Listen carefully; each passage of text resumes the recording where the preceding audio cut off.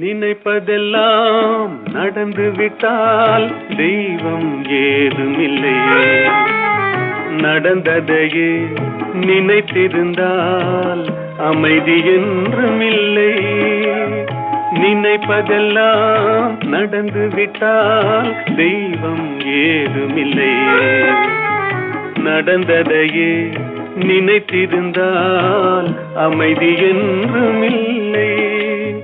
முடிந்த கதை தொடர்வதில்லை இறைவன் ஏட்டினிலே. தொடர்ந்த கதை முடிவதில்லை மனிதன் வீட்டினிலே. நினைப்பதெல்லாம் நடந்து விட்டால்